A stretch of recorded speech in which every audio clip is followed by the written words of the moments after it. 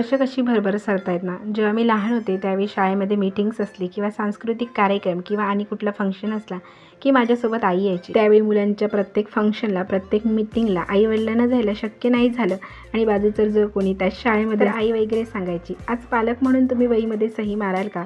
किंवा सांस्कृतिक कार्यक्रम असेल तर सांगायची, आज माझ्या मुलीला तुम्ही तयार करा. तसं थोडीफार तयारी आई घराकडूनच करून पाठवायची, कारण दुसऱ्यांना त्रास नको.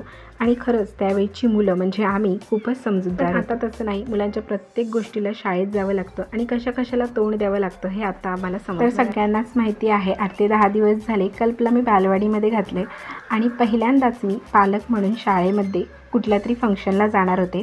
तर योगा डे होता, त्यानिमित्त योगा डे सेलिब्रेट करायचा होता. तर सगळ्या पालकांना बोलवलेलं. तर सकाळी 8 वाजता योगा सुरू होणार होत्या. भरपूर शाळांमधले टीचर आले होते, योगा टीचर आले होते. तर योगा करून खरंच खूप छान. त्यानंतर 1 तासातच आम्ही घरी आलो, कपडे चेंज केले आणि परत बुबूला सोडायला मी बालवाडीत गेले.